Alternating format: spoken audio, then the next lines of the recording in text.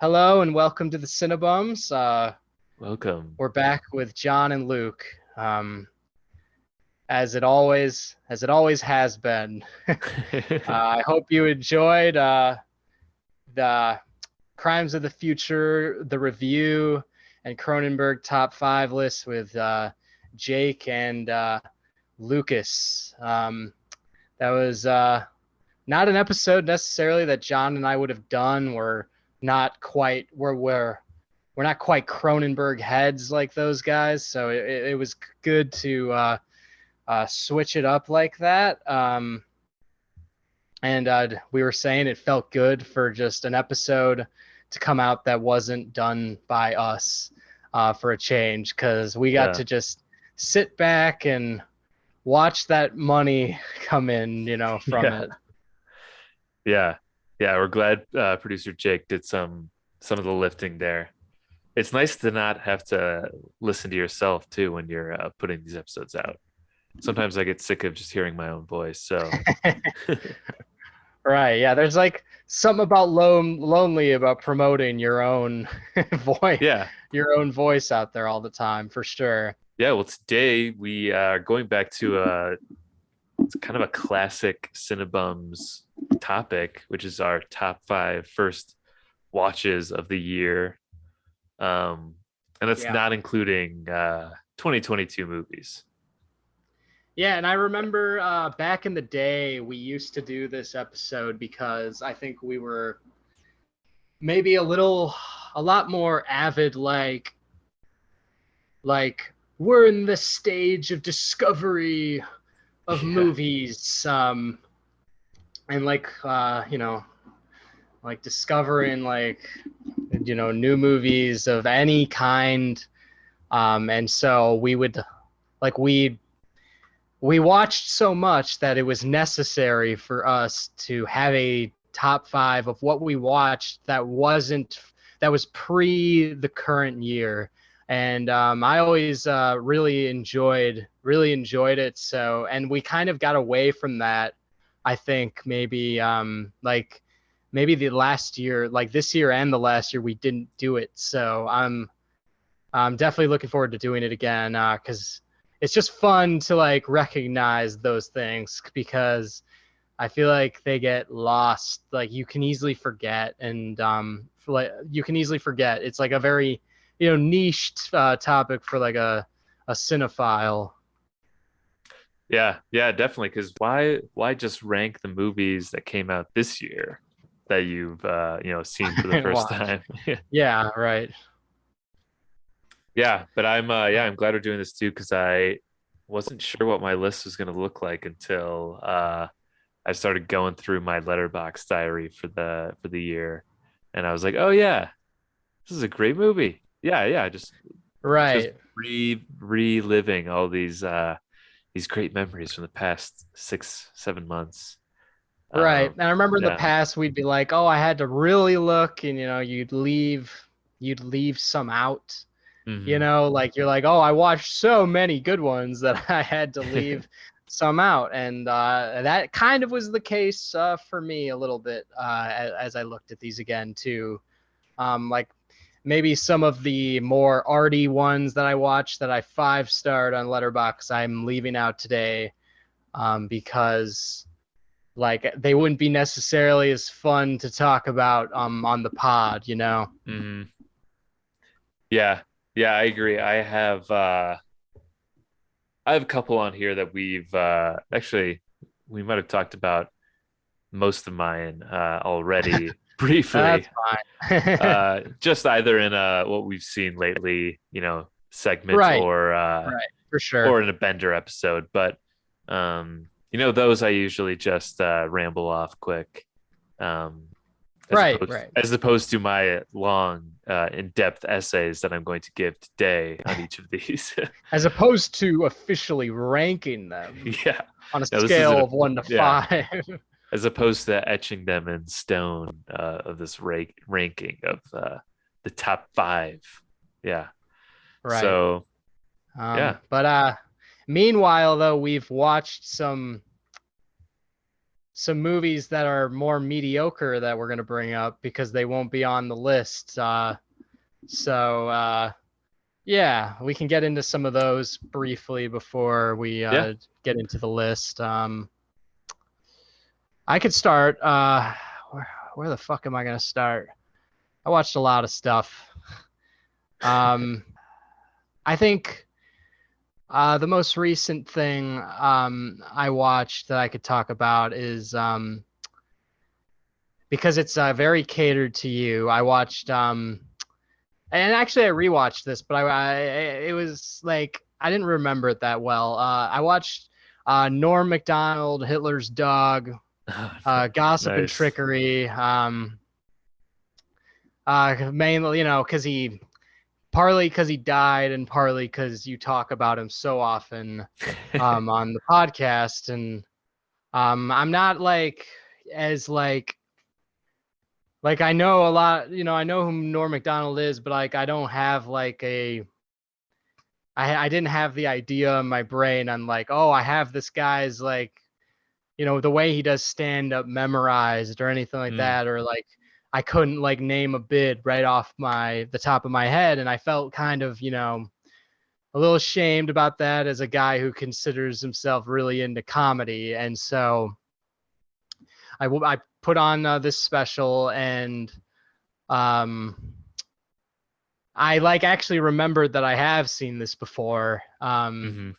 But like definitely deserved watching again, for sure, having that I didn't remember it that well. And yeah, I really enjoyed it, and I really see why he's like so important to you and to just comedy in general, because now I do have a lot of bids memorized Yeah, in my right. head the way I should. And like, yeah, now I like understand, and I'm very obsessed with comedians who are very masterful with their material, as he is, and yeah, so it was just great. I watched that to show that I have memorized bids.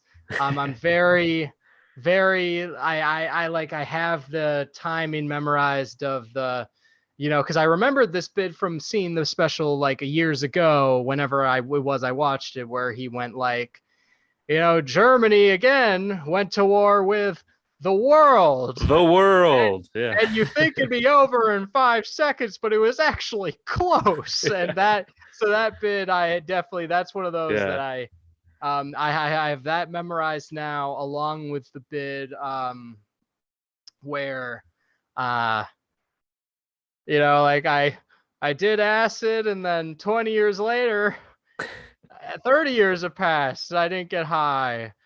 What a jip! A big thing by the old acid companies, if you ask me. Like that Yeah, sort more of that. horse shit from big acid Yeah, companies. Yeah. yeah. I'm like, yeah. There's like some comedians where their bids I like remember all the time, and Yeah. I like to recite if they're just that well done. And yeah, Norm definitely has those in spades, and it's definitely like for me as a guy who's really into comedians who are uh kind of speaking like with a lot of conviction, and a lot of like they're on a high tower, like, telling you this is how it is. Like Norm is a great change of pace because Yeah. he's like really doesn't give a fuck about anything, and he really speaks that way, but yet his material is of like a very refined, like very professional, like one of the great comedians, like Hmm. sort of thing. So it was like really refreshing for me. Like Norm's very refreshing for me. Um, Yeah. Yeah, he's very well read and intelligent and everything, yeah, but it's like intelligent, but like not he trying to be, which I love. You know what exactly, I yeah, mean? yeah. Like I love how, yeah, it's not trying to be the intelligent. Yeah, because some things are so simple too, but and he brings up he brings up like really great points and just like the silliest, most like simple way. Right, like he has one where he's like, well, like where like I can't believe people would kill themselves or something like that, and he goes like, "You're surprised by that?" And like that's like really like a dark thing to say, but he puts it in a very like practical, like if you're not one of those like ultra like um I don't know, childishly positive adults that like Mhm. kind of is like honest about how life is. And he's like, you don't understand that, like he says this specifically. Yeah. He's like, you don't understand that life is a shit show with nothing but disappointment. You know what I mean? Like Yeah. yeah. It definitely reminds me of there's like a Louis CK bit about suicide where he's putting it in terms of like of a realistic like I don't know, just put it in realistic terms and not like shying away from it and not treating it as like an oh moment, you know what I mean? Hmm. Like kind of humanizing it in a way, which I love. Yeah. And Yeah. it's like that he has that bit too where I think it was Patton Oswalt was talking to him and said the worst part about this whole Bill Cosby thing is the hypocrisy. Uh and isn't that in that special too, or does he say that bit? Maybe, He might maybe. say that bit in something else, but it's along the same lines as something you brought up earlier. And he keeps saying the worst thing about this Bill Cosby thing is the hypocrisy. And Norm's like, I thought the worst thing about it was the raping. It's Yeah. like it's like such a blunt, obvious, to the Right, point right. joke. It's The like, worst thing about it is the hypocrisy. yeah, it's like the rest of us would be like, oh yeah, yeah, he was a Yeah. hypocrite, wasn't he? But it's like that doesn't That's a matter. very Yeah, norm joke, like for sure. yeah. Like he has a lot of jokes like that. But yeah, so now that I've watched that, like I'm gonna watch that like one you brought up on one of our last episodes. Hmm. That's like it's like the special in his inside and like the doc, which I'm is it a doc kind of, or is it like So more like a it's remembering thing, like a round table interview yeah, sort of thing? it's like a round table thing that um it plays the special first, and then as he's like closing, it cuts to like the shot of watching the special on the TV, and then shows the room, and then it's like Conan and Sandler and Okay. all of them. Yeah, so I'm definitely gonna watch that next. Mhm. Because I'm definitely like I'm not just pretending like I definitely just got into Norm Macdonald for sure. After watching it. Yeah. Yeah, yeah. It's Um, I've been I mean, I kind of an obsessive Norm fan to some degree, but lately I've been watching a lot of his appearances on Letterman, just like him and Letterman yeah, I watched the one where when it's he's like a his guest. last, it's Letterman's last episode, Hmm. and Norm comes on to do his last jokes, and he gets choked up about Dave like Yeah, leaving. It's really nice. but even all the stuff before that when he's just Yeah, I should watch a that too. guest. Yeah, I should watch that too. I mean David he's Letterman has the best like just material of any like talk show host for me, just like of mhm. like all the interviews, like it's endless for David Letterman. Yeah, yeah, and Norm was similar on Conan too. Just have these like great Yeah, bits out Trin of Conan has nowhere that that too. yeah. Yeah, cool. I'm glad you watched that. That's yeah, or watched it again, I should say. Um Yeah. but yeah, cool. And yeah, his latest special was really cool too. But obviously also super sad, but Right, right. very worth a watch. All right. Well, I'll go with I don't think we've talked about this yet on the podcast, but for like 2 or 3 weeks I heard so much about this movie and now nothing at all. But I watched RRR, the Indian movie on Netflix that is sweeping the nation, or Yeah, has. see, I saw you watch that, and I don't know anything about it. So Really? it's funny that you say Yeah, so it's funny that you say Wow. it's sweeping the nation, but I'm also, I'm a little out of the loop on those things for a guy who hosts a movie podcast. So please tell me, please tell me about it. Yeah, it's just that's like an interesting observation about like how everybody has their own sort of perspective and world that they see through whatever they follow online or and whoever they follow online. So Right. that's what my vision of the world is. But then I bring up RRR to someone that they don't really know about it, and yeah, it's just interesting. But yeah, it's this movie on Netflix, this Indian movie that is about 3 hours long, and it's this epic, Wow. um, It's an epic. Yeah. crazy, like sort of, it's like Tarantino and Spielberg and I guess Interesting. Bollywood, mix. Okay. There's a lot of intense and graphic action sequences and gore, and there's also a very sweet uh friendship story that goes with it too. And so it's comedic, and there's these incredible like adventure movie moments that would be in um uh I don't know, like and it could be relatable to like an Indiana Jones movie or something like that. And Interesting. And then it gets yeah, really violent, yeah, and it gets apparently. really violent, but It's it's all Tarantino. intertwined, and the very end gets very violent too. And I'd say the beginning too, and throughout it changes genres, um and yeah, I mean, uh it's about these two real life revolutionaries in India, who had never met or like done anything together, but this is what the director imagined had they met and come together in some sort of way. Okay. um and yeah, it's a very very dense story, and it takes some turns that you don't expect. So yeah, I can't say too much, but it's also Can't tell me much more. Yeah. there's so much that happens that I can't even like fully just like even give an elevator pitch on it. But it is an incredible experience, definitely going to be one of my favorite movies of the year. The action is so just crazy and unique and off the wall, and there's great music in it too. They just go into a couple different dance It's numbers. just so funny. This just sounds like the most amazing movie, and I don't know Yeah, anything about it. it's Yeah, I really should really. incredible. Where did you watch it? It's on Netflix. Okay.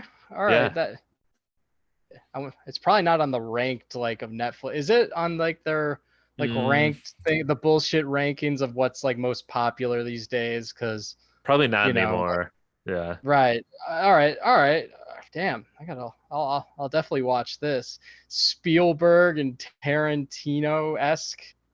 Yeah, and I've heard a lot of people give the Tarantino comparison, and maybe some people would disagree on Spielberg, but I feel like there's some blockbuster movie essence to it. It's just like classic blockbuster movie essence to it that I think you could throw him in there. Um, and yeah, it's really funny too, and it's just like so seamlessly transitions between these different moods, and yeah, it's hard to describe, but yeah, really really really fun movie. Would have been cool to see it in the theater. There were no theaters by me showing it, but I've heard of other people seeing it, I'm sure around LA or New York. Right. But yeah, uh yeah, so that's RRR. I can't remember what RRR stands RRR for, but stands for. I was about to yeah. ask. But I think that's probably somewhat meaningless. But yeah, that's uh that's a watch from like sometime last month. Yeah. All right. Well, let's see how this transition goes because I am not about to talk about something that great necessarily. I'm about to talk about maybe two mediocre-ish family comedies from the '90s. one of which you've seen. Hmm. I think I see here. I in back in uh, back in like May, I think it was. I watched both Father of the Brides, part one and Oh. two, with Steve Martin and Diane Keaton, and these are movies I wanted to watch for a little bit. Not just because I'm a Steve Martin head that's down to watch anything with him in it. I have watched a lot of bad Steve Martin movies, really weird ones over the years, but also because this is kind of the movie that gave Nancy Meyers her start. She wrote both of these films. Um, and so, yeah, these movies are very okay. I will say they are very, but I don't know, they're so familiar, like the themes and so are so familiar in them that I kind of just enjoyed how basic they were. Like Steve Martin in both movies is like just a dad who doesn't want anything to change, and he is just willing to go to like weird lengths to like I don't know, just like resist the change. Like he's just a dad Hmm. that wants his life, his home life to stay the same forever, and never expected his daughter to ever like want to do anything different in her life, and he just wants everything to be his always. And um, like he lives like I remember like the opening of the first one. He's like he's like, I live in San Marino, California. It has the feeling of a small town, and that's just the way I like it. And it just has these perfect, just like he lives in a perfect like white picket fence house in San Marino, and like, has like he runs like a his own business, and he's like perfectly upper middle class, and like just lives the perfect like like white people nice family life. And it's just Hmm. I don't know, there's just something like so ridiculous and comforting about watching that for me. um and the problems are just so like basic that I'm like, okay, this is just like kind of nice to watch, Stakes are low. like Yeah. yeah, very low stakes, like very silly. Yeah, and like they do like they're very 90s, don't age that well. In a good way though for me. Like I like going back to stuff like that. Hmm. Um and the second film specifically, it takes place where you've seen the first one, right? Not the second one. Yeah, just the first. So the second one, Diane Keaton and the daughter both become pregnant. So Steve Martin, that actually becomes a little goofier because Steve Martin has to basically take care of both his pregnant daughter Mm. and wife, and they even end up giving birth on the same day. And so Steve Martin's like going to Of different course. rooms. Yeah, it's like of course to that level of Yeah. absurdity. Like Steve Martin's going from one delivery room to the next. And it's like, oh, what a perfect situation for a movie, you know what I mean? Yeah. And it's just ridiculous. And like Steve Martin even sells like their family home at one point, and then like he's like, oh no, like now my wife's having a baby too. I have to buy it back. I can't raise this baby in anything but my own home. Like he has a lot of intense nostalgia for his own home and stuff like that. But yeah, that's really Hmm. it. That's all those movies really are. But I kind of enjoyed them. It was a really nice comfort movie for me. Nice. Yeah. This is one where yeah, I saw later. I mean, I feel like I watched within the past couple of years. And it's one of these like it feels like kind of a dull 90s movie that is has like a big following of some sort, and I've heard like people in like my parents' generation. I think I've heard like Carly's Yeah. parents before, like reference it and stuff. And then I'm like, oh yeah, this is like a big movie I've just never seen. And then when I saw it, I just did not understand the big popularity behind it. Um, Right. and yeah, and maybe it's just one, there'll be plenty of those from like uh that came out in the past few years that 10, 20 years from now will not age as well, and we'll think the same thing then. But yeah, that's what it felt like for this. Was it just a very dull? I feel like Steve Martin was just obviously at this point he's been a massive star for a couple of decades now, so people will go see whatever movie he's in and it'll be popular. But yeah, Yeah. I also do like the comfort of Steve Martin 90s 2000s comedy too. Uh Right. yeah. Yeah, same. I'm really into that stuff. Like anything if he's in a basic family role, I like it. Hmm. And I also like, as someone who's like, still on his first year of living in uh Southern California, I just love like that I'm learning about all the like the millions of neighborhoods that there are. I kind of like watching films in one of those neighborhoods and then just learning about like the basic like privileged like nice neighborhoods that are around there, because it's Yeah. just, as you know from living in the Bay Area, it is very endless how many neighborhoods there are. And then if you're a movie buff, you kind of realize, holy shit, the amount of like my favorite movies that have taken place in the like this neighborhood or whatever. Yeah. Yeah, that is crazy. I mean, uh pretty much anywhere you go is probably somewhat been used to It film is. something. So it's It yeah, is. it's Yeah. pretty interesting that just like one singular place can have all that in it. Yeah, so yeah, that's definitely a cool thing. I remember watching Harold and Maude when we had just like recently moved to the Bay Area, and I was like, oh hey, we've driven by all these places. Yeah, it was Right. cool. Right. Yeah. Well, nice. Yeah, Father of the that's Father of the Bride. Bride Part 1 and 2. And now isn't there a new one with like Andy Garcia There's or like something? there's like a series on A HBO. series. Oh my God. I believe it's a series. And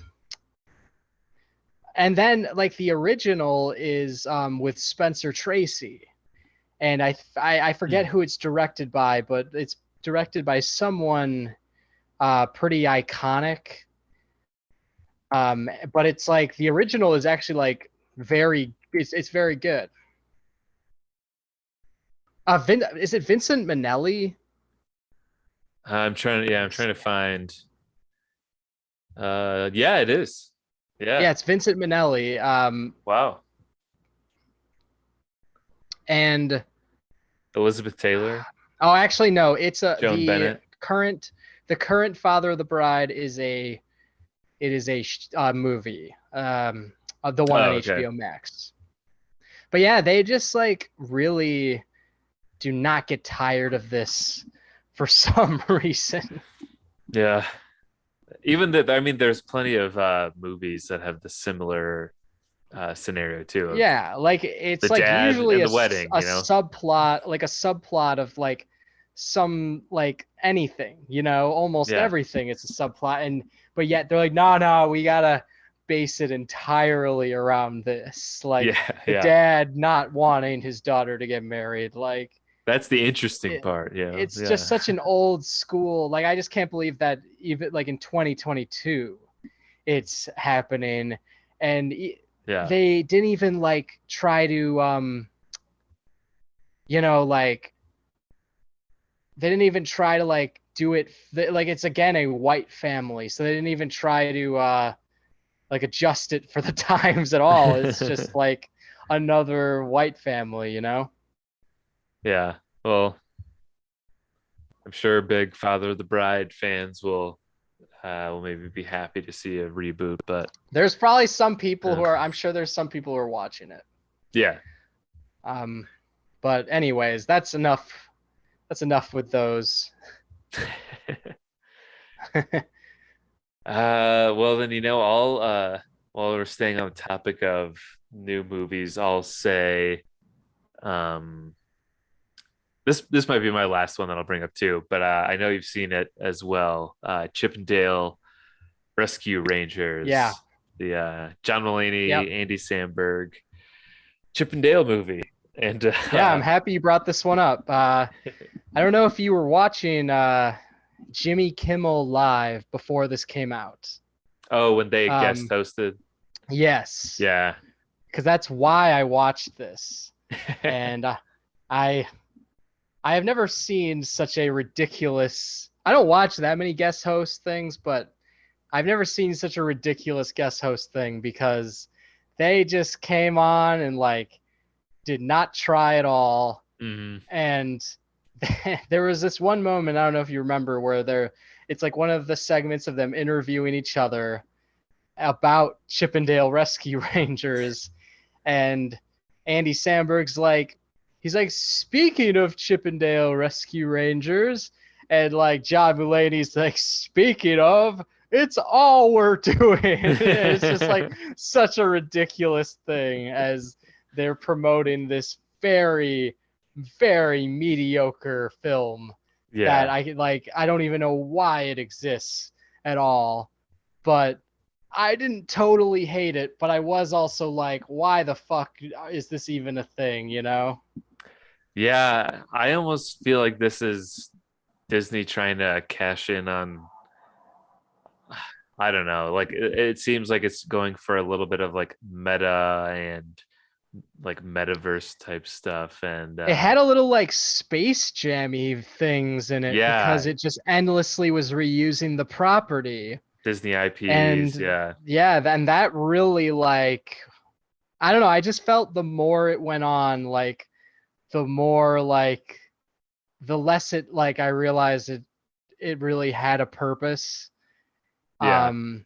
And I was just like, why is this even a thing? Yeah, I'm trying to think of like a popular movie recently that's been sort of catered towards kids, but a lot of adults found it funny too. I don't I don't know. There's something that's like in the back of my mind is thinking that that is what sort of what they were going for, and that's why they got like Akiva Schaffer to direct it, and the Lonely Island guys to be behind it, to try and make it like an edgier kids movie or something like that. Um, but Right. yeah, I just found it to be very annoying after a while. And uh, I'll be honest, in the beginning there were parts that I thought were like funny enough, and it was like, oh, Yeah, and this I this kind might of be a I love decent. those two so much, so I like Yeah. really was like pulling for it, and I thought like I was like, hey, they're great as these chipmunks right now, like, and I Hmm. kind of think this can be okay, you know what I mean? Yeah. I had that's kind of how I thought, but it ended up being like something where I was like, this is kind of just a waste at the moment. Yeah, I just completely lost interest about halfway through. But I was also like, this is like a 90-minute movie. Like I can just make it through. Um, Right. but I did think it felt longer than it was because yeah, I just think I got tired of the whole shtick. Um, and yeah, I don't know.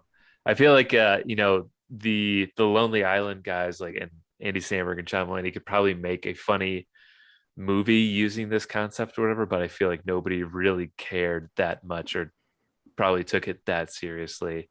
Um, but they knew that they would get a ton of people to watch it because it's John Mulaney and Andy Samberg. So Right.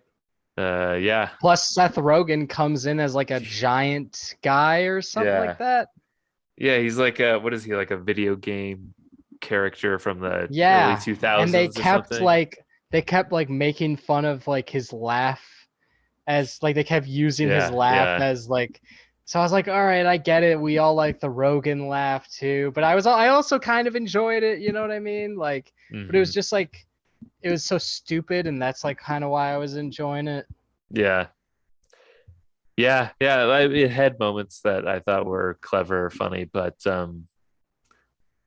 it would also, I feel like, beat them into the ground or just be a little obvious. But who knows? Maybe kids are loving it, and that's all that Disney cares about. They don't care about what we think. But yeah, yeah, that's Chippendale Rescue Rangers. I if you haven't seen it yet, I wouldn't necessarily recommend watching it unless you're really curious. Okay, I got like, I know you're done. I got like a couple things. Um, One is like, I think here before I like do this, I gotta ask, like, did you finish Obi-Wan Kenobi? I haven't yet. No, You did not. All right, then I no. will speak about it more vaguely. Do you plan on finishing it? Yeah, I do. Yeah, I think I watched like the first three episodes and then um life got a little busy and then I forgot about it, but I'm planning on getting back into it. Yeah. All right. Yeah, I think I should just talk about it quickly because it's worth mentioning. Yeah, so Obi-Wan Kenobi is like really not good, which I think can be expected. But specifically the finale, and it's hard to talk about without getting into spoilers, but it contains some material that heavily draws at prequel nostalgia. But Mm. I think it also, Hmm. and I will say, I think the finale, like, it's worth getting to. Mm-hmm. Like, everything else in the show is very boring, but I think it's worth getting to this finale just to see what they at least try to do. Yeah. Um, but I will say, for those who have seen the finale and know what I'm talking about, um, I think what they do in the finale kind of undermines, as a Star Wars person who has always had this idea on like what the time period is like in between the third and the fourth film. It kind of contains material in the finale that kind of like contradicts everything we would have thought to have happened Hmm. in that time period, just to kind of have a cool and nostalgic and kind of epic scene, really. Hmm. Interesting. And yeah, and I kind of like I was kind of like, oh my god, this is crazy that this is happening as a fan, but I was also like, wait, that wasn't like supposed to be a thing that happens like Hmm. in terms of the Star Wars universe, like, yeah, that's just for me. I really felt that way, and it again goes to show that Disney, in the hands of Disney, Star Wars really, um, I don't know, like Disney really doesn't have anything new to bring to the Star Wars world other than to use the property because it has it, and Hmm. to make really unoriginal fan fiction uh, that maybe should just be in a book or a graphic novel and shouldn't be under the Star Wars Lucasfilms logo, because it really is of the quality of that, you know what I mean? And the fact that it's now grouped with everything that George Lucas has done really doesn't fit to me. Like, Yeah. everything's very inauthentic and very fan servicey, just like as if like someone who's a fan fiction writer were to write it. And also probably worse too, because it's Disney and it's more so like content as a committee and producer angle rather than Yeah. from a real authentic like writer or creator, so it feels very just like they're not willing to be super original with it, but they're also trying to do what fans want, just kind of a mix of it in that. But Yeah. yeah, Obi-Wan Kenobi I did not like. Um, and even though I really wanted to watch it because of Ewan McGregor, and it's kind of just a shame that it wasn't like really good at all. Because of that, because I like they brought Ewan McGregor back for something that is really haphazardly put together for me. Hmm. Yeah, it's it's just difficult to watch some Star Wars things now because it is just uh like I feel like you can guess everything that they're going to put into these shows like this. Like you can guess sort of things they'll include in Obi-Wan because like so much time has passed with like all these stories that and they're so popular that there's been so many theories and just fan theories of what would happen in this like time period or this time frame that it all just gets so clouded and then Disney is like partially just like doing exactly what all these like fans think would happen and then it's like okay well what Yeah, like what's the point like none of this has any like real like narrative value to it or anything it's just right. yeah it's just showing people familiarity what they always Right, want and not like familiar, yeah, in terms of showing them familiarity, like it shows like a very, I don't know, recycled like set, like hmm here's like a recycled Tatooine set, something that George Lucas came up with that you love because we own it now. We own these Star Wars sets, so here's like a kind of unoriginal Star Wars set piece that isn't as cool. hmm Um, and it's just kind of really sad for me that it's yeah happening as someone who grew up with them and loved them and now is seeing it as genuine. It is now genuine product. Um, yeah yeah, you know what I in the very first episode I was already starting to sort of get turned off from it when we're introduced to little Leia uh and yeah, because little Leia's not that interesting in it yeah either. She's not a great actress, and she's kind of one of the main characters. She's like the second probably lead in it, I would say. yeah yeah exactly and um so there's a moment where I don't know if you get this too, and maybe this is just me just overthinking it, but when we're first introduced to Leia and she's to little Leia, and it's like her mom, adopted mom, goes in to see her and then turns Right, around and it's not her. And it's like, oh, Leia's such a little prankster, she's always just like, she's so mischievous and pulling all these pranks and then right. she's like running off on her own, like he. It's like, Yeah, yeah, what yeah. was Leia really like that? Because I feel like they were almost taking Carrie Fisher's personality and attributing that to Leia. Because at this point, especially before she died, everyone knew Carrie Fisher's personality is very, she's very, I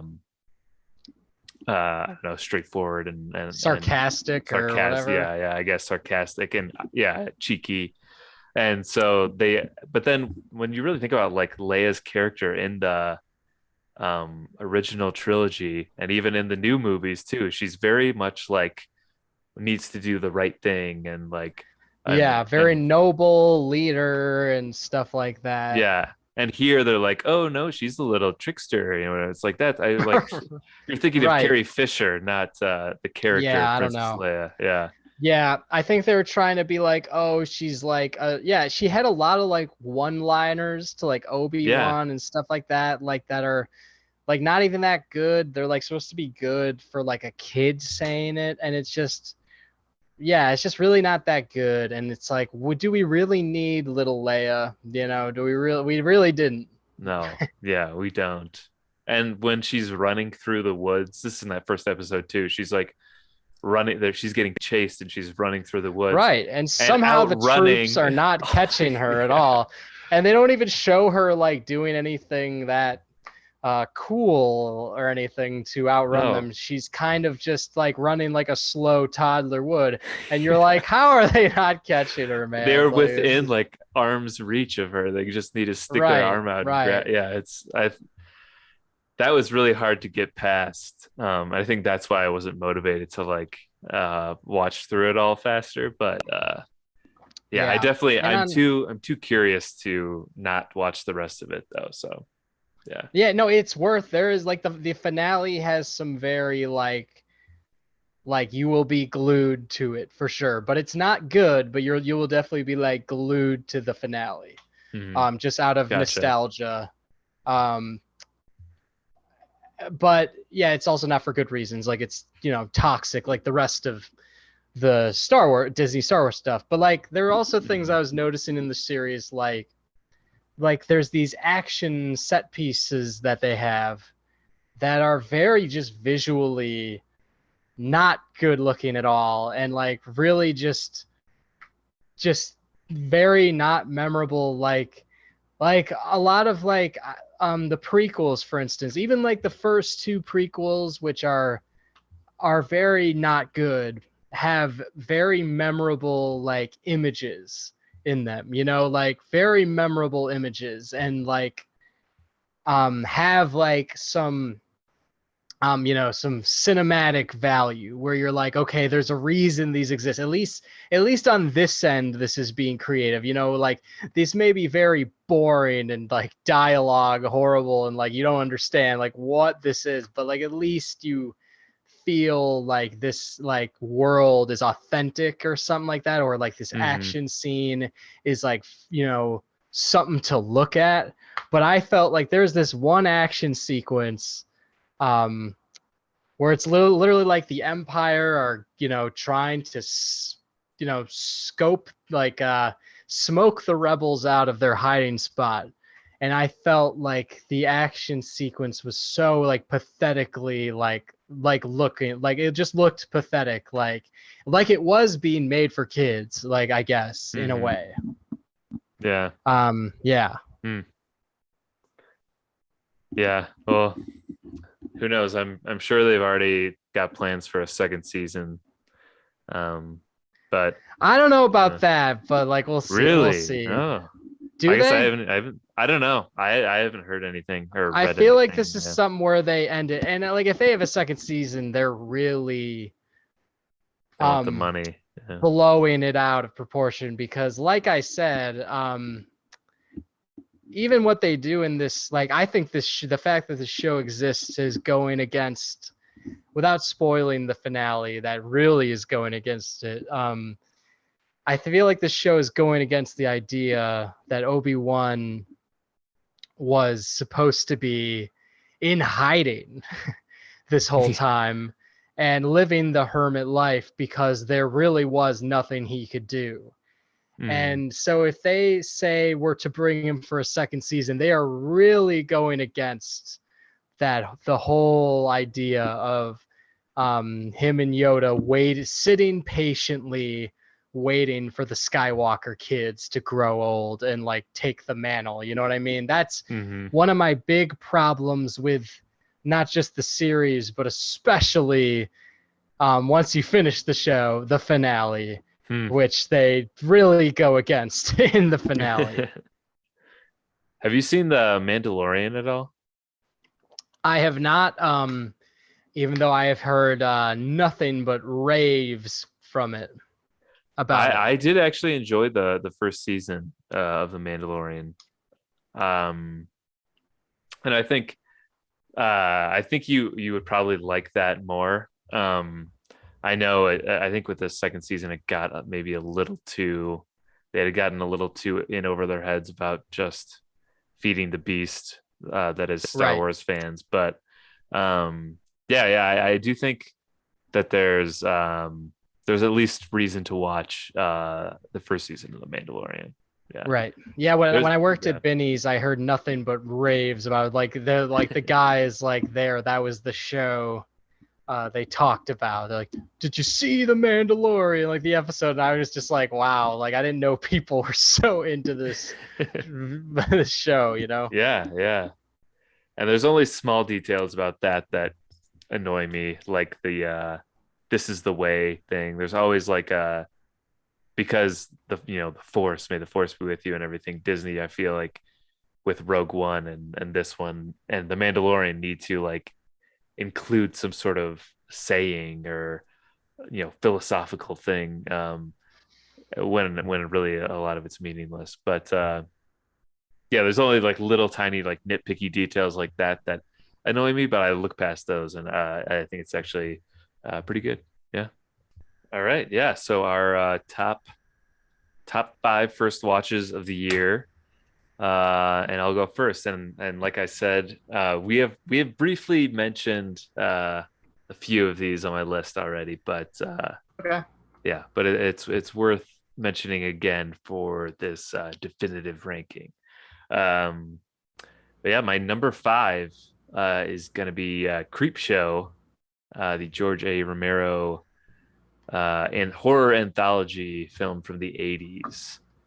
Um, and I think we talked about this on a Bender episode, maybe, and it was good to have Jake on too because he had seen this before, and He had seen he's it, right? um, seems like definitely something up his alley too. And yeah, I love a good horror anthology, and this is probably one of the better ones, if not the best horror anthology I've seen. I can't think of anything that I liked better than this overall, but yeah, it has very unique, creepy, weird. I think that's what I appreciated about it the most was just the weirdness of it, and there's a great Stephen King segment where Stephen King is most likely the oddest looking human I've ever seen in my life. In and yeah, um, I think there's a solid like idea and foundation in every one of the segments in Creep Show.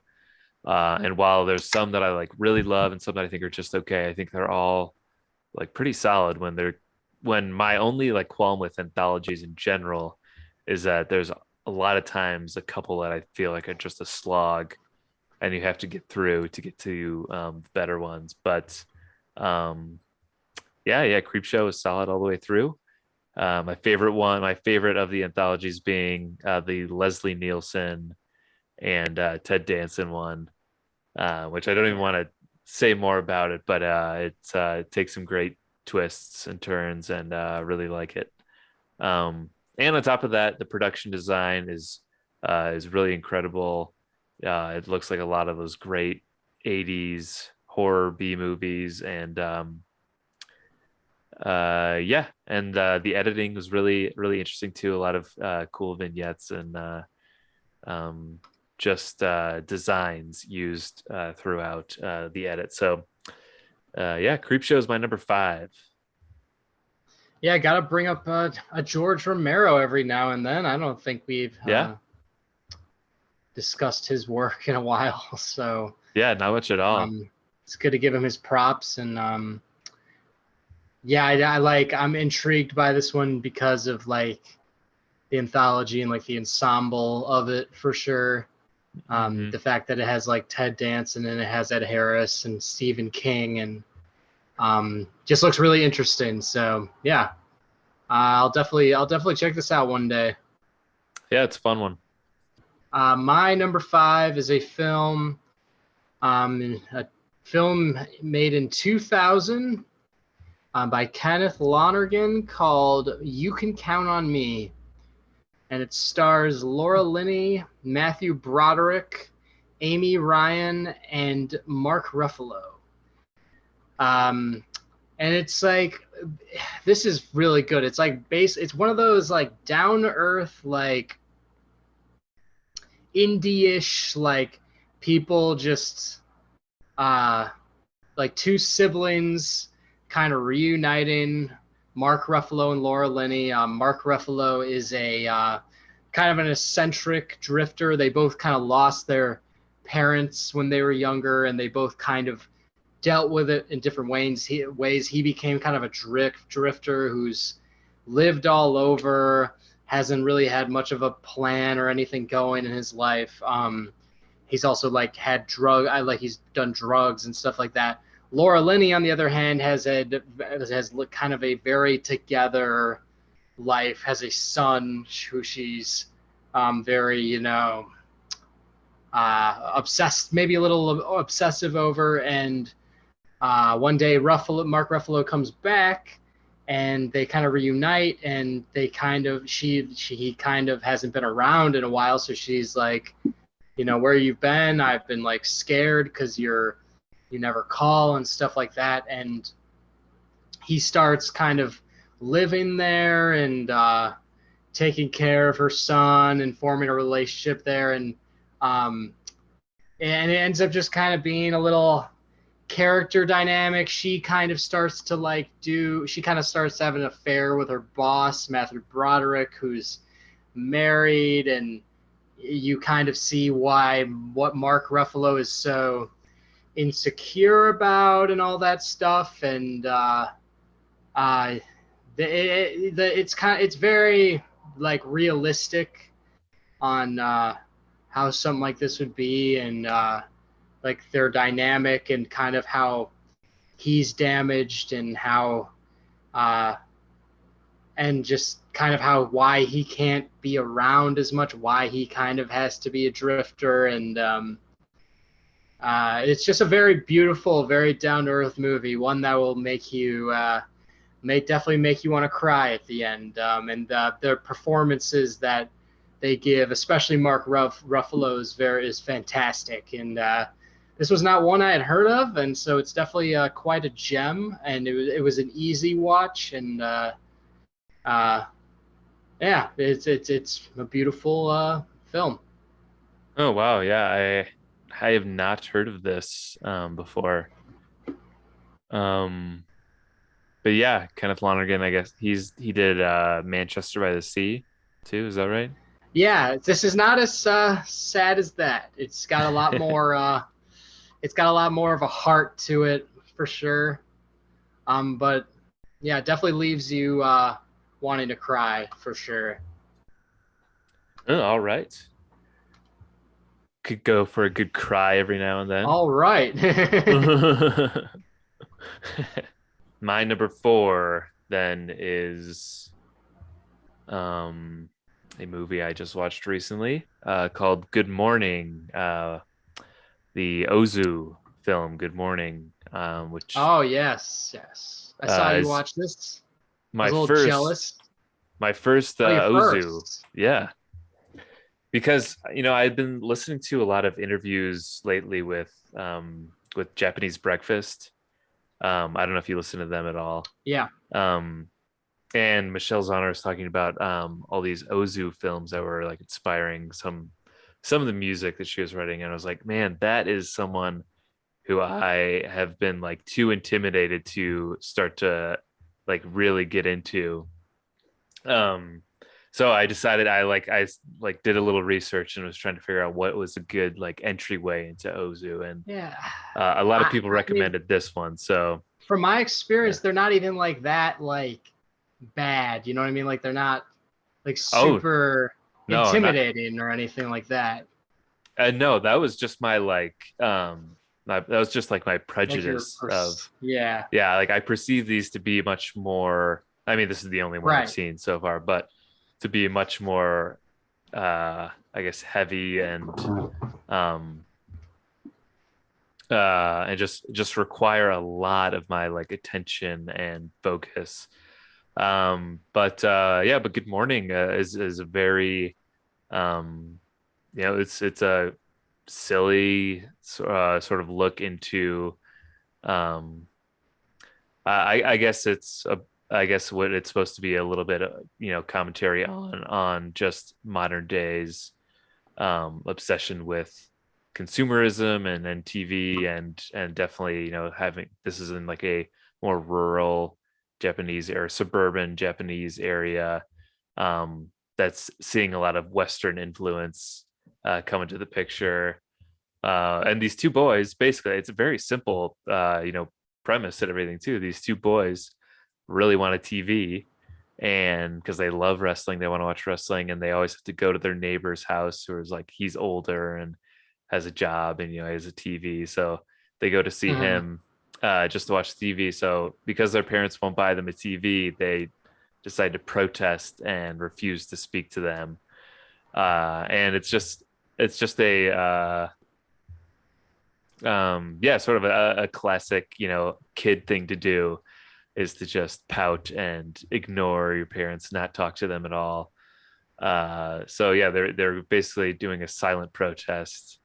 Um, and yeah, and there's a lot of other little side things that happen just having to do with their little suburb, and little gags throughout it too. Like there's you know just funny little details of a woman like on a mountain praying, but she's based on the perspective, it looks like she's praying directly to like the radio tower, like the TV tower, like she's praying to that technology in some sort of way.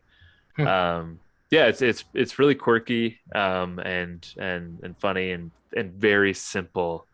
So yeah, all my like my preconceived notions about it went out the window.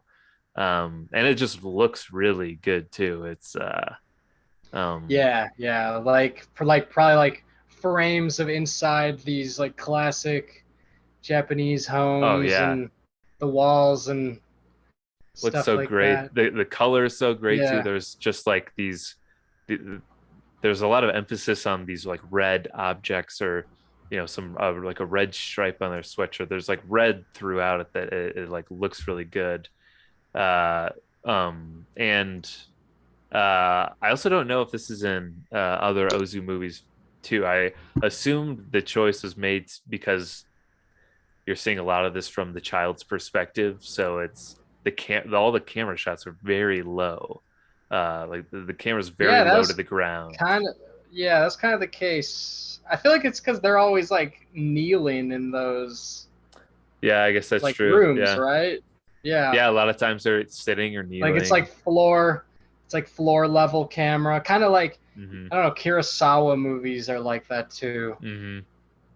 Yeah, yeah. So this whole thing, the camera is always like level with um whoever's on screen. I guess, yeah, even there's some scenes where they're in a bar and the camera is a little bit lower, but it's like, um it's like right along with whoever's on screen at that point in time. But yeah, I thought that was interesting, and like right away noticed how low the camera was um all the time. But yeah, it was really, Because we really sit on good. chairs here in America, Yeah. so our medium shots are different from Yeah, yeah. Eastern medium shots. Yeah, exactly. Yeah, it does seem different, but yeah, yeah, really great movie. I'm excited to get into more Ozu now, um and yeah, yeah, I think Good Morning was a good place to start. Yeah, I Did you definitely watch recommend it it. in the morning? I did actually. I watched it in the morning. There you go. Yeah, with some coffee. I was like, this is a good movie to watch in the morning when I just need to relax my This coffee. is a good to watch in the morning. Yeah, Yeah, I've actually it's been in the doing that a name. lot lately.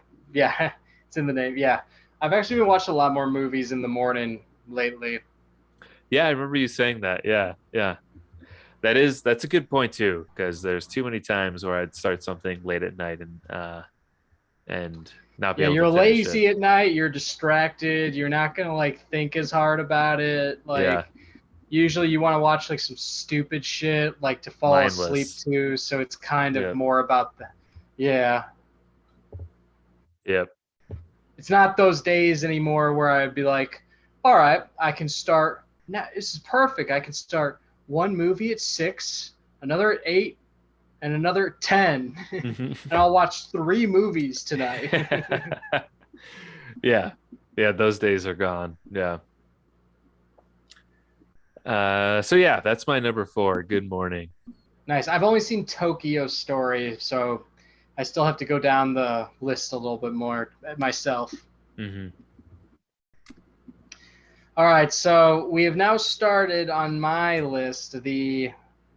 We've reached the canceled people Oh segment no, this is Woody because my Allen.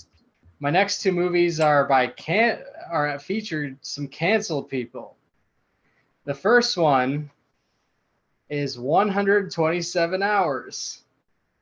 Um, this I watched a long time ago, and in like February or January, and it's one I've been told to watch. You've heard for so long how good 127 hours is, and yeah, it is really fucking good. I'm surprised you Like haven't seen better this even. yet. Yeah, right. Like, yeah, there was a big gap I felt like I'd had, especially since I am like I've grew up loving Franco and his work and stuff, and it's known to Mm. be one of his best performances. Um, and what was funny about it is like I had like kind of just recently moved to LA at the time. So I was like just getting really into like, oh my God, there's so much hiking here, you know? And I'm pretty Yeah, sure the day after I watched 127 hours, I like went hiking by myself. So which is like terrible timing. yeah, Because I was like being really cautious. Like yeah, I was like, oh God, and I was like in a like kind of remote, like rocky type hike, similar to 127 hours by myself. Like not like as remote as this guy is in the film, like hmm to where like no one would be able to hear me if I was like help, stuck. Like I was right by like neighborhoods and shit, one of those types of hikes, but still a little like a little scary. yeah. Yeah.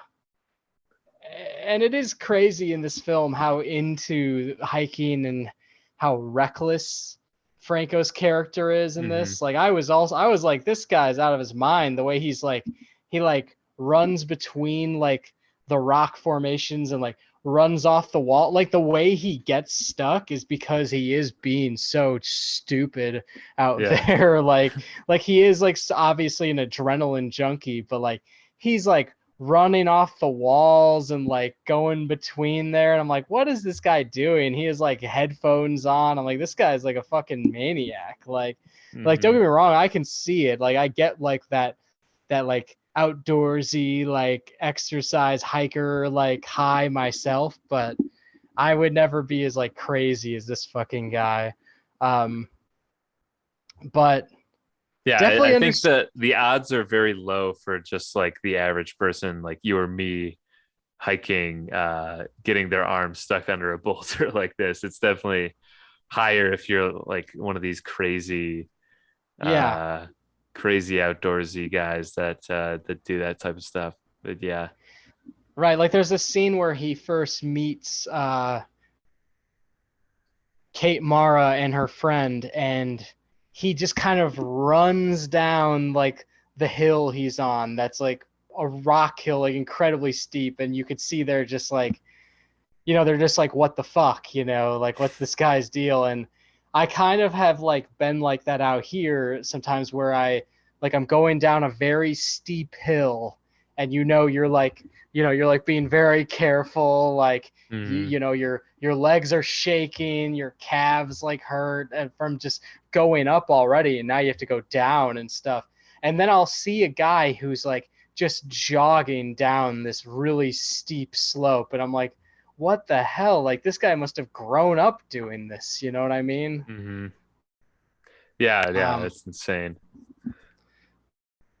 but like I also get like his like extreme energy for like hell yeah I'm hiking, like because in the modern world how can you not, right?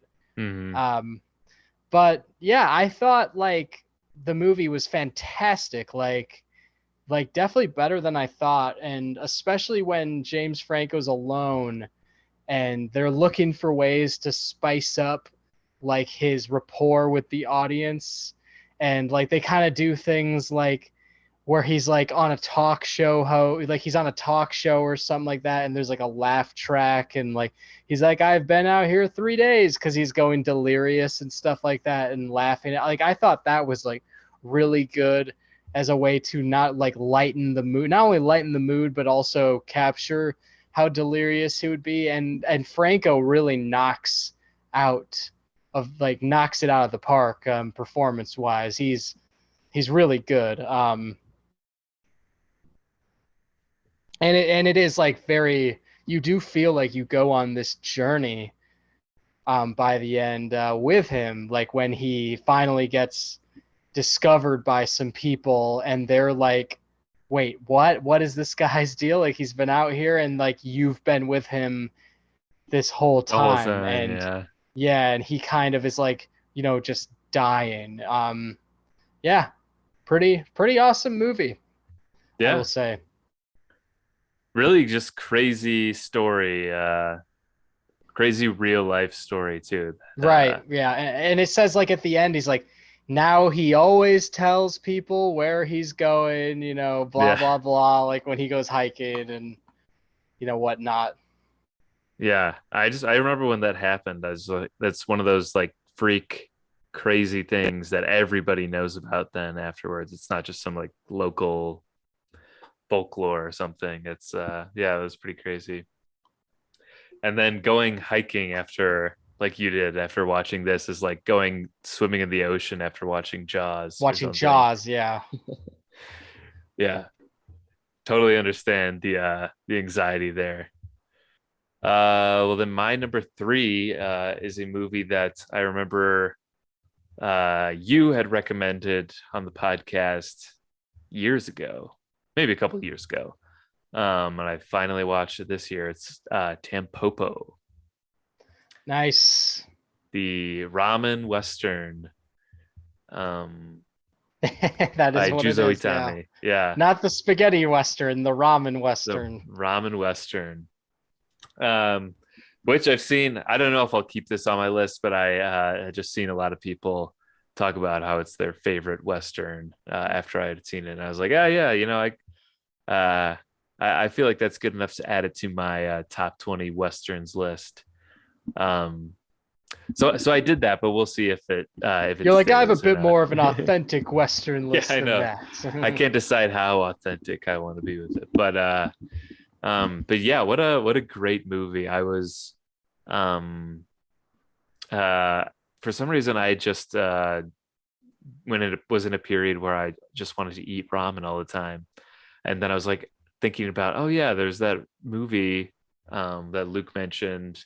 I've seen a little bit about now. It's on HBO too. That is about that ramen shop or whatever. And so yeah, decided to catch it and really loved it. I love all the sort of the little Western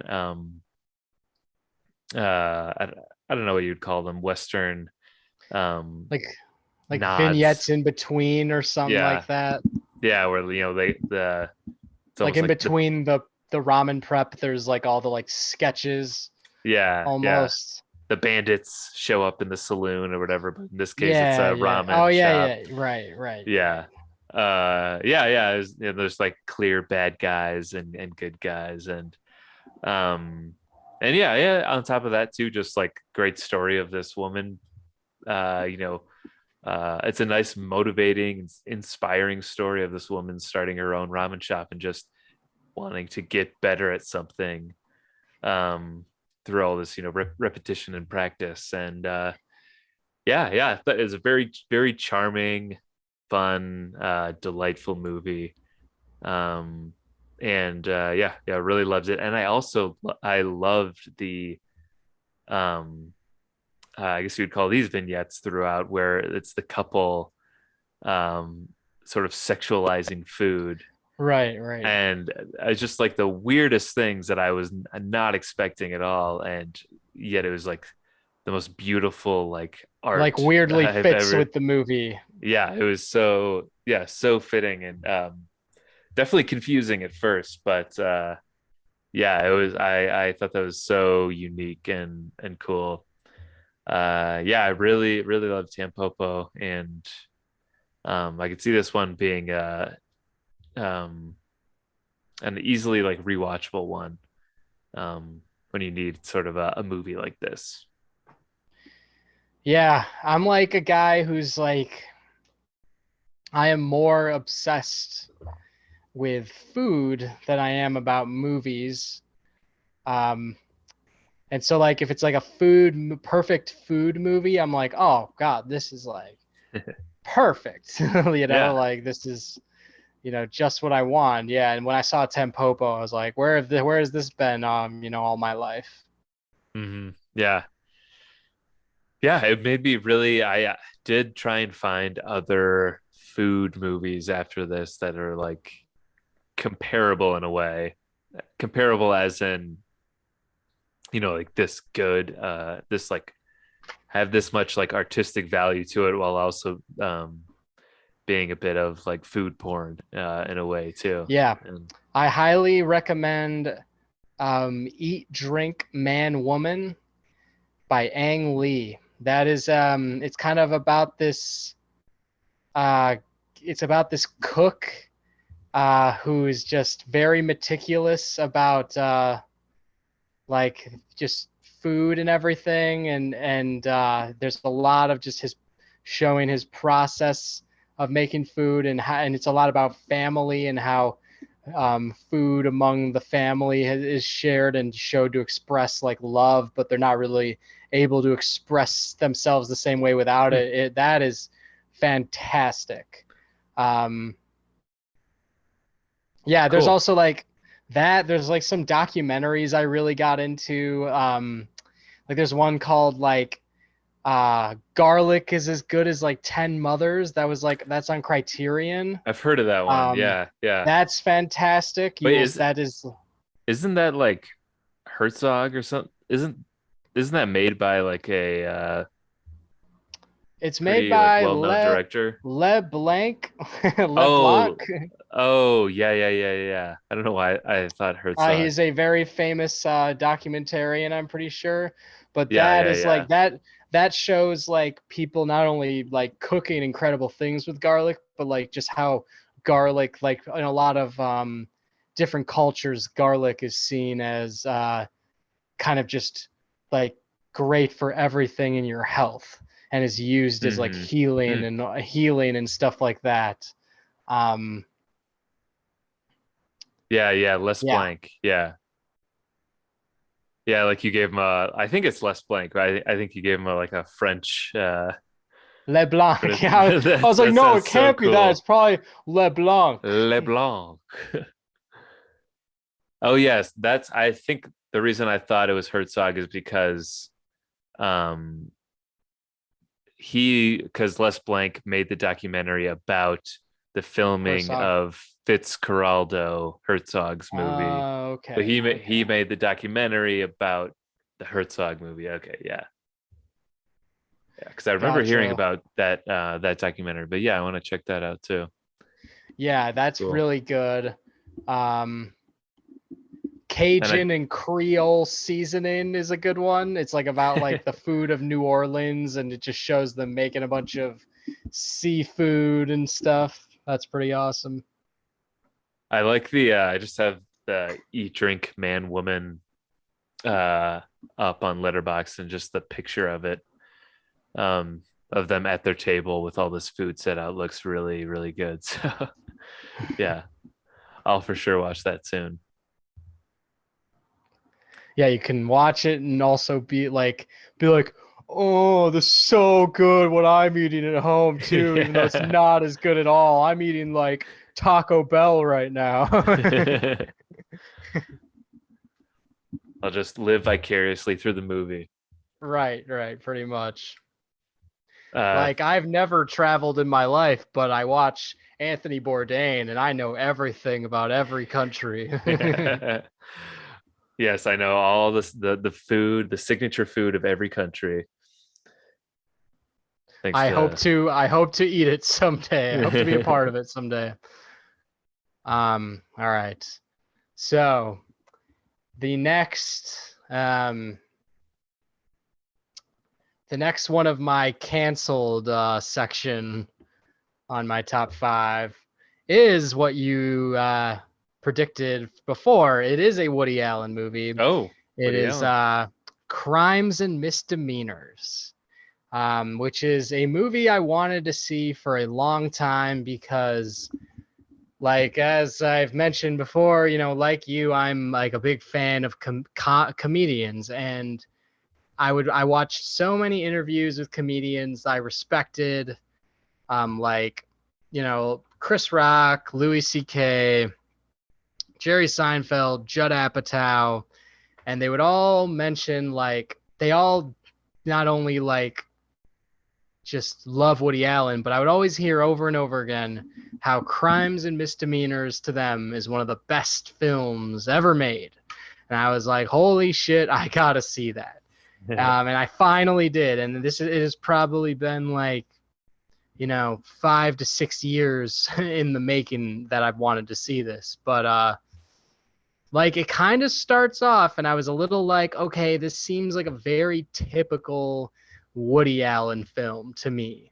But as it unfolded, it definitely was one that was very unique and has a lot to say about just, I don't know, like modern, like just people and their like adult problems, I guess, in a very, I don't know, it's hard to explain. And just like in a way only like Woody Allen would be able to put it in the 70s or 80s whenever this came out. Like, I felt very just, um, I felt very moved by it. And I also thought it was like also had that playful humor to it throughout. And definitely would say this is one of the best Woody Allen movies I have seen. Um, and so yeah, it lived up to the hype. Nice. Yeah, Um, I feel like I've heard a lot about this too, and I thought I'd seen it, but I'm pretty sure I confused it with Manhattan Murder Mystery, which it I don't sounds know kind of why. similar to me. Yeah, yeah. I was like, oh yeah, I've totally seen that, and then I looked that up, and I was like, nope, it's not that, and then I had to, yeah, I'm pretty sure it was Manhattan Murder Mystery, but yeah, no, uh, I definitely know of this Woody Allen movie, and I remember a couple years ago, uh, 2 or 3 years ago, trying to get really into Woody Allen movies and liking them, um, but of course being conflicted because even then there was some uh murky water around him, but um, yeah, that's cool. I'm Yeah. excited to check this one out now. Yeah, I'm not like anti Woody Allen. I'm not like pro Woody Allen. I'm very like in the middle Hmm. with his whole situation. I don't even really know that much about what's going on, but um like there was a there Alec Baldwin on Instagram had an Instagram live with Woody Allen, which was very fucking weird. I two like two tuned. problematic guys right now. Yes, I watched some of it, and I started it off and I'm like, this is one of the most out of touch things I've ever seen. Oh Just man. both of them in their own way. And I don't think it's a like I think Woody Allen is like an incredibly influential director. He's very much influenced like a lot of people I'm very into, but I don't think it's a problem that he's not making movies right now because I don't think he really has anything to say about like right now. I think he was very back then he was like the movie god, but like right now Hmm. we don't really need that necessarily. There's other people doing their own Woody Allen thing. Um, like in the interview he's like kept saying like he's like, I don't really know about all this Facebook and technology and like all this stuff, and I'm like, oh, this guy, man, like of course he's like this, and Hmm. and Alec Baldwin was saying, like, he said he opened it by saying like, I thought that the legalization of marijuana would lead to a whole revival of poetry in New York instead it's just a bunch of people numb on their phones. And I'm just like, that's such a like out of touch, like weird thing to say. Like both of these guys are so crazy. Like they have no Yeah, idea what, yeah. So it's just such a weird thing. Like I don't know what they were trying that to is so accomplish weird. by that Instagram interview, but I tuned in for a whole maybe like minute or two and I was like, this is just not worth my time. That is just as the kids would call it, cringe. Yeah, that is so weird.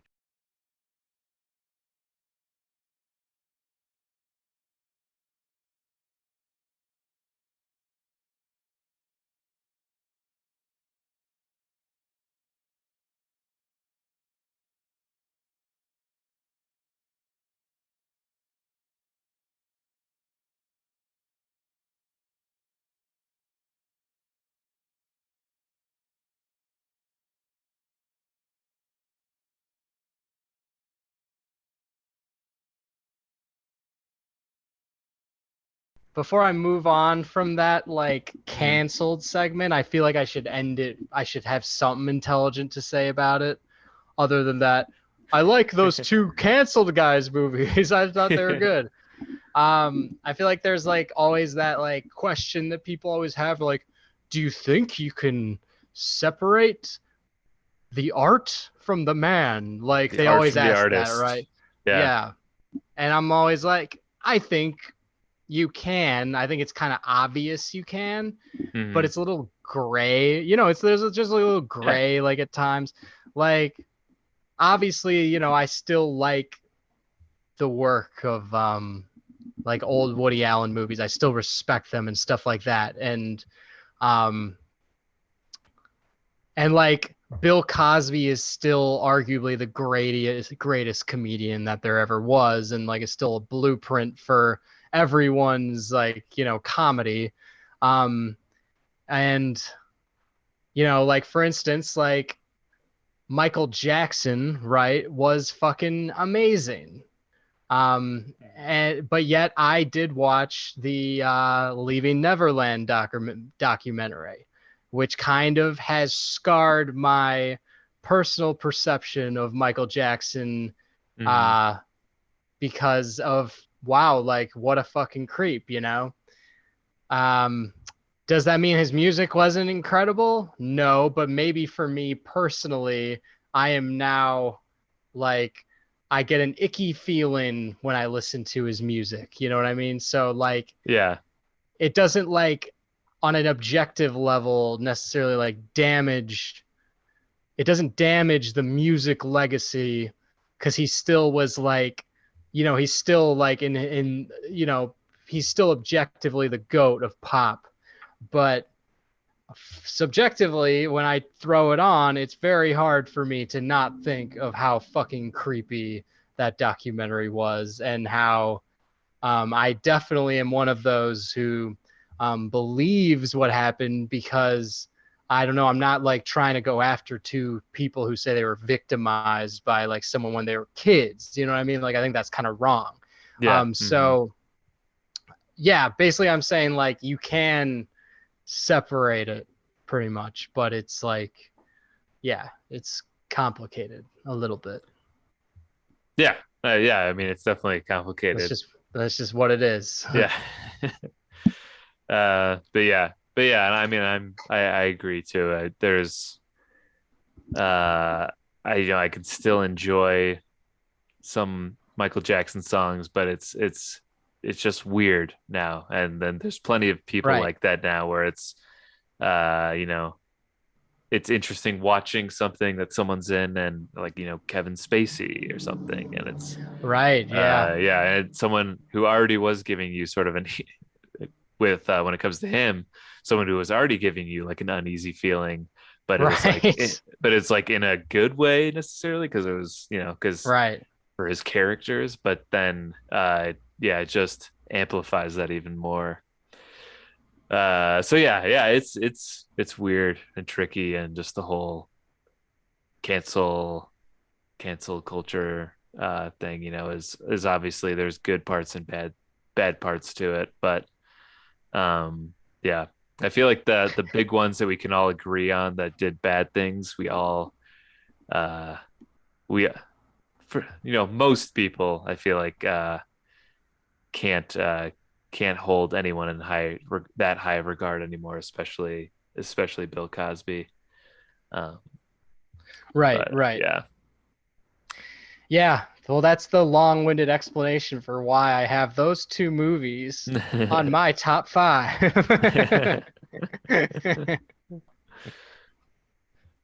All right, well, glad we could have that clarification. Right. Rather than just like lazily leave it, at Yeah. least like address it in some way.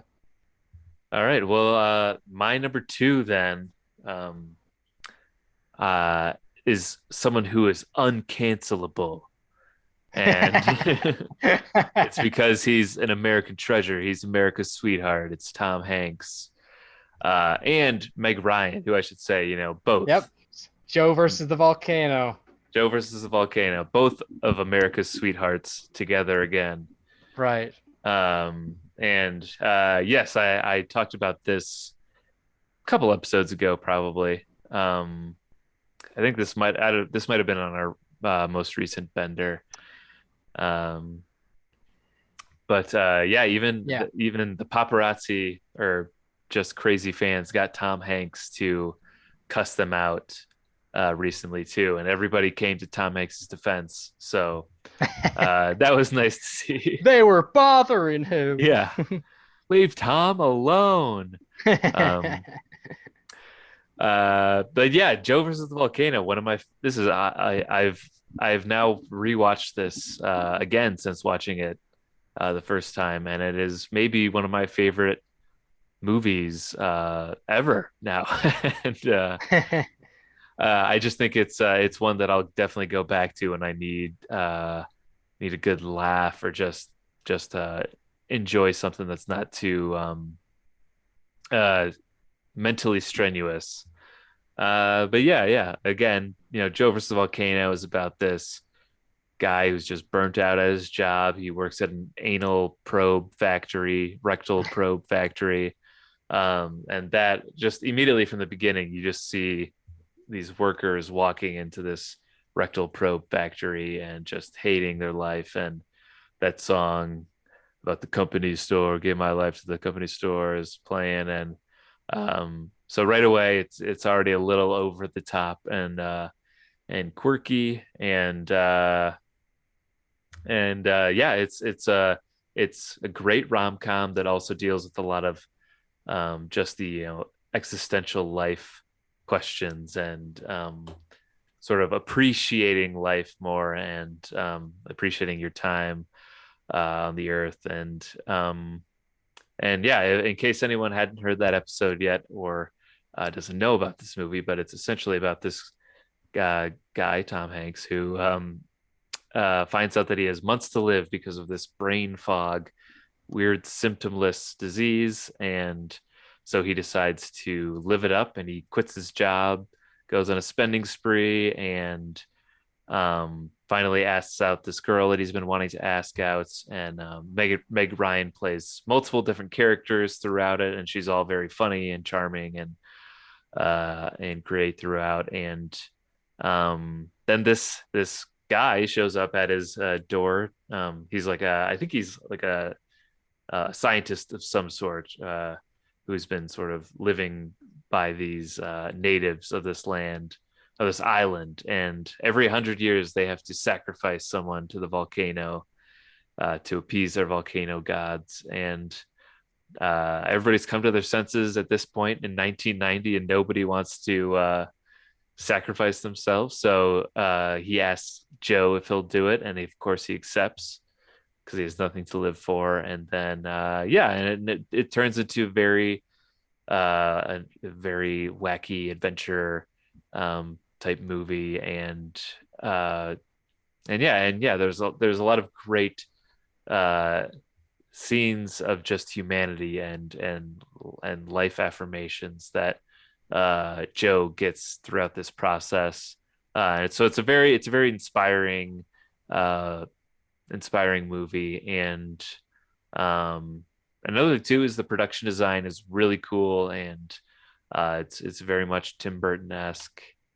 And even the shots that aren't the scenes that aren't in um, the island where they eventually go to, even in New York, it's very much like this is in its own world in Joe versus the Volcano. So yeah, really love Joe versus the Volcano, and I recommend anyone go and watch it on HBO Max.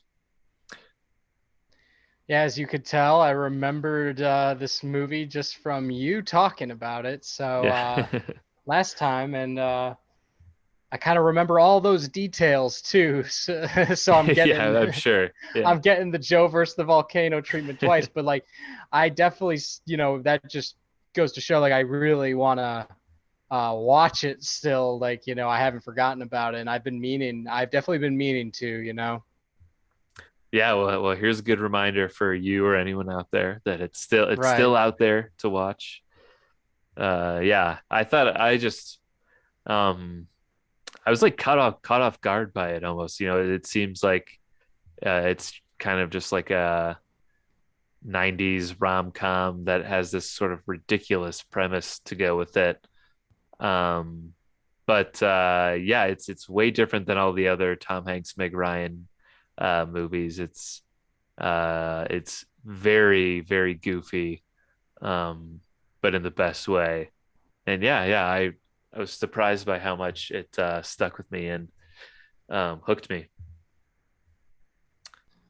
So yeah, Yeah, I gotta check it out before it leaves because I know it will. Like, before eventually, yeah. Hmm. timing's the worst sometimes. So, Yep. all right, my number two is also one that you can watch on HBO Max before it leaves. It's a movie I've wanted to see for a while. It's a classic American epic, directed by the great George Stevens, and features uh, Elizabeth Taylor, Rock Hudson, and the legendary James Dean. His final film. It is Wow. Giant. Yeah, this is a film I wanted to see for a long time, and uh, it is 3 hours and 21 minutes. So Wow. you Wow. gotta be ready for yeah, you gotta be ambitious when you're in an ambitious mood to watch it. But here's what I will say. In comparison to say something like Gone with the Wind, which is like a known American epic that is very fucking long and spans like whole people's like entire lives, just like this, where the actors, like wear makeup and dye, like wear wigs, and like you see them when they're young, and then they have like a family, and then by the end they're like old, and they're like, why do you think our lives were good? Or, stuff like that. And this is I prefer this much more than Gone with the Wind. I actually like really enjoyed this. I thought the length actually added to the weight of all the weight of everything that the characters are going through. And as you see kind of the industry that like so it's kind of about it's about Rock Hudson plays Jordan Bennick Jr., and he's kind of in the cattle industry, much like in Red River. He's a rich, comes from a rich man family in the cattle industry, and James Dean is kind of one of his employees. He ends up inheriting some land um, from Rock Hudson's like sister when she dies, and that land happens to have a bunch of oil on it.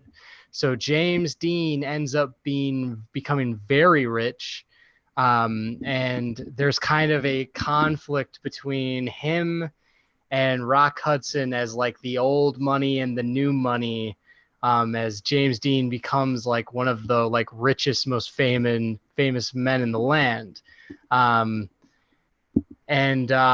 Either and then and I will say also James Dean is he is fantastic in this movie as you would expect, and it is one of the more interesting movies by him because you kind of see him grow old and also kind of in a kind of Citizen Kane way grow kind of rich and old and alone and Mm, kind of a tragic character. And for a guy who kind of an actor who kind of is known for dying tragically, I couldn't think of a more like poetic final scene with James Dean than what happens in Giant. So I would definitely say like I say one of the biggest reasons I watch this is for James Dean. So I would say it's worth watching just to see his final role. It's pretty awesome. And overall, yeah, just a great movie. I was not really bored at all. Yes, I made breakfast during it. Yes, I probably washed the dishes from that breakfast during it too. But I mean, fuck, man, what do you want from me? It's 3 hours and 21 minutes. I'm at my home, not in a theater. yeah, Like, fucking life's a moving. So yeah, you can't just sit there and study every frame, as they would say. I'm not fucking Quentin Tarantino. I'm not, like I've got my own shit going on. So yeah. And you never will uh, be with that attitude, Luke. Yeah. right, right. Yeah, But I yeah, think you'd have to be insane to sit through a 3.5 hour movie without at home without doing something else at some point during it. right. Unless That's like, crazy. unless it really does like it's one of your favorites and it speaks to you that much, like, Hmm. or like it's Lord of the Rings or something like that. Hmm. Yeah. But I definitely like will say I was like I remembered my experience of watching Gone with the Wind when I had COVID, and I remember how bored I was at times, and I was kind of prepared for that with Yeah. Giant, but I did not get that at all. Like I found myself like a lot more invested and a lot more just like um I don't know. I kind of just felt more like I connected with it a lot more than Gone with the Wind. Hmm. Cool. All right. Well, we've gotten to number one now. And my number one is a movie that we had talked about maybe for a bender earlier this year. But it's The Handmaiden, the Park Chan-wook movie. Park Chan Wook, yeah. Hmm. And yeah, so this was a movie that had been on my list for a while. I had ever since I saw Old Boy, which was I think around the time that The Handmaiden came out. I had wanted to see this, and it definitely, if you've seen Old Boy, it definitely has very similar. Uh, I don't know. I feel like the Park Chan Wook has definitely a signature feel to his movies in terms of both revenge and also um, twists and changes in the plot that you were that totally not expecting. And yeah, so essentially, The Handmaiden is just the story of this con artist who hires this girl who's a pickpocket to help him seduce this heiress to. This is set in 1930s Korea when Japan has occupied Korea, and he is trying to get to seduce this heiress of this great fortune to fall in love with him, and then he will ultimately um, try to prove that she's insane or something so that he can send her away and then take all her money. And so basically, that's the plan of the whole movie. And I don't really want to say too much else about the plot, but that is the premise, and that is the plan of who we meet initially, this con artist and this girl who he who he hires, and it's just set in the countryside, and it's just absolutely stunning and beautiful. It has these like classic, um, just East Asian architecture and scenery, um, and the costumes in this movie are also very highly regarded too, because they're very um, just beautiful, and it just everything looks really good. Everything was very meticulously um, put together um, for this, and it's a very mysterious story. It turns into there's a love story within it, and again, it goes in different routes that you might not expect, and it doesn't give you a lot of the answers up front too, and has a lot to do with I guess voyeurism too, of observing other people, and sort of as an audience member, you're also not quite sure as to what everyone is planning, what everyone's doing, or what their goals are in mind. So you're figuring it out along the way too, and yeah, it's one of those movies that as soon as I finished watching it, I was like, I want to watch 1,000 movies just like this right now too.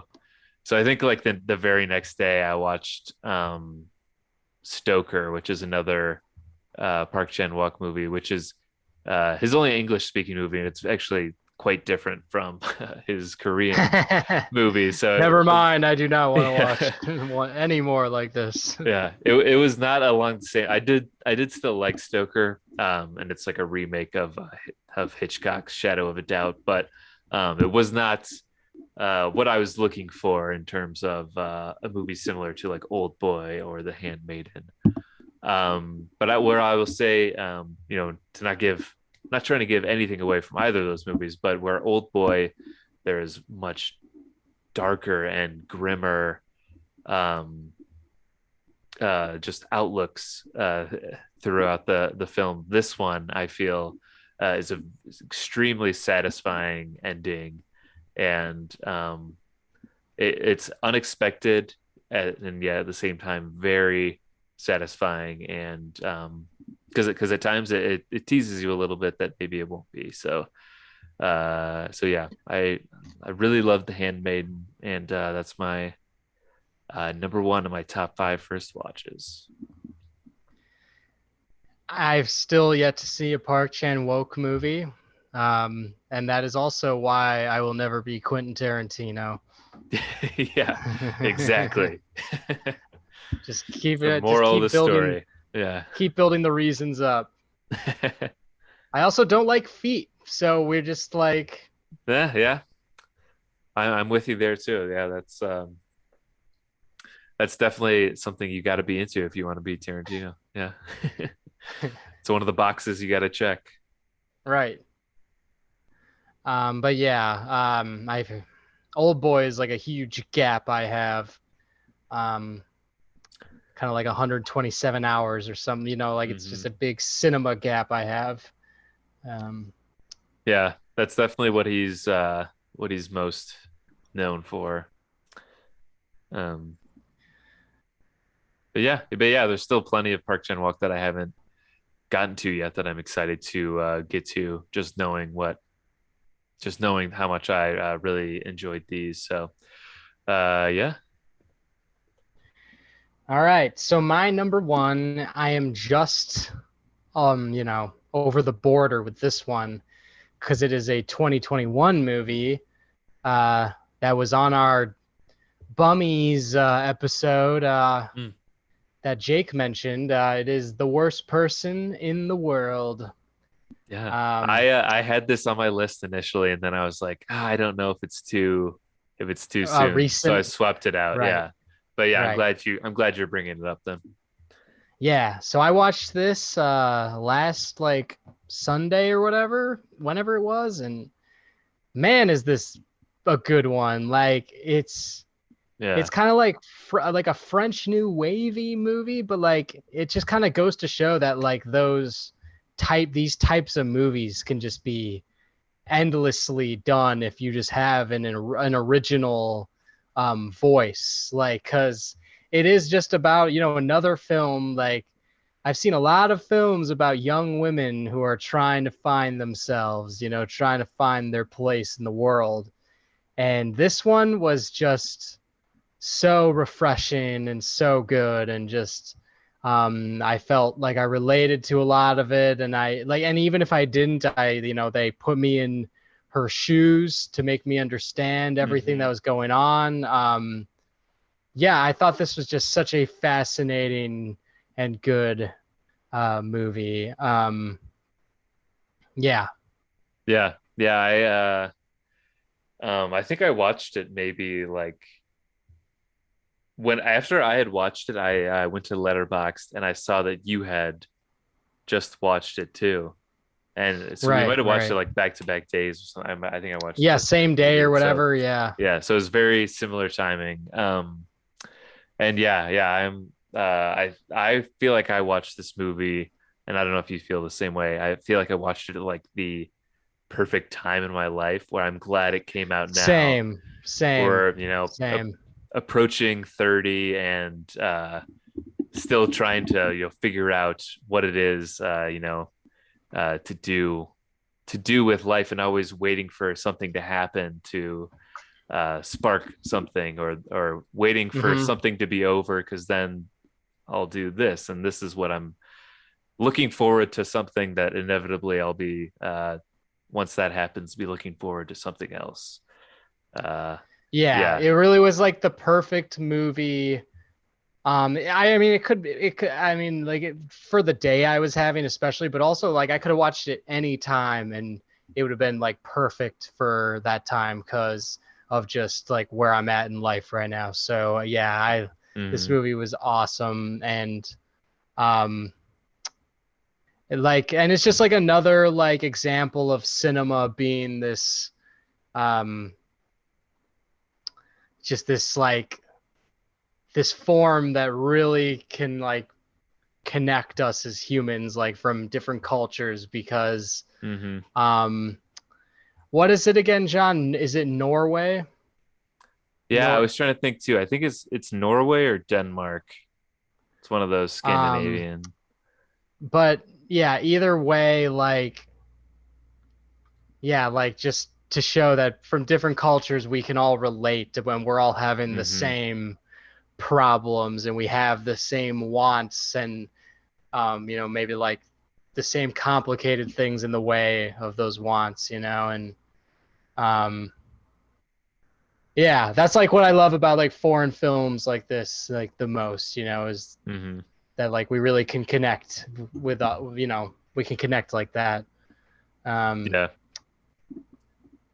Yeah, no, it's definitely one where I feel like as um I don't know, people in our age group, it's like feeling seen, or like we're not alone, and thinking yeah, thinking right. these things. And it was also a very like realistic look at this. It's not like she goes through everything she goes through, and then in the end she finds herself, and it's everything's perfect and like great. It's very like real as she sort of comes to terms with the realities of life, and everything. And Yeah, yeah, yeah, and yeah, that's yeah, it's kind of very what it is too. sweet And in the end. it doesn't end in like a way you'd expect. It ends in like a Yeah, realistic yeah, way. exactly.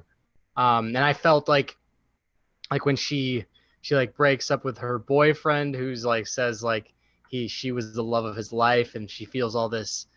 She did that for very selfish, um kind of minuscule reasons, like that, like someone does when they're not thinking as much about like um they're not thinking about like, they're thinking about like what they want now, and they're not thinking about necessarily like things like death or Hmm. like life ending, you know what I mean? And like about like really what's important, I guess, Yeah, um yeah.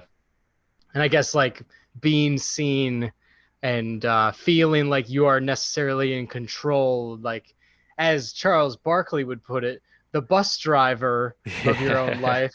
Who's driving the Like, bus? Yeah. yeah, yeah, he's Kevin Durant isn't driving the bus, um, like that is like really not always the most important thing. Like it really isn't, it's, Mhm. yeah, like I think the film has like a very interesting way of like showing that we're like, in a way that we're selfish. Yeah. Yeah, Yeah, definitely it has a lot to self-absorbed fucking and say, man. Like I could really mhm. like, probably do a whole episode on it. It's really, really great. I thought Jake was very on point when it was his favorite film of the year. Yeah. I feel like if we were to do an updated Bummies, that would But probably be the winner. randomly, right? Like it was random draw. He won, so I guess Oh yeah, that's like right, because we all had a different one. Yeah, yeah. that's funny because like we were like we hadn't seen, so we were like, oh, cool, Yeah, it okay. won.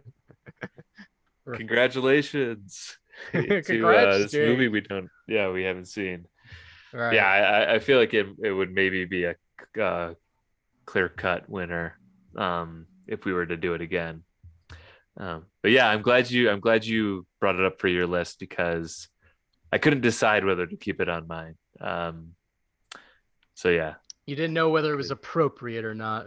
yeah, it felt pretty soon, but I also wanted to talk about it, and I know you had seen it just before me too, so yeah, but yeah, very very well done movie. Just yeah, one that'll stick with you. I know the next day after I had watched it, I was just still thinking about it after that, and was feeling a little more motivated too. So Those are our top 5 first watches of 2022.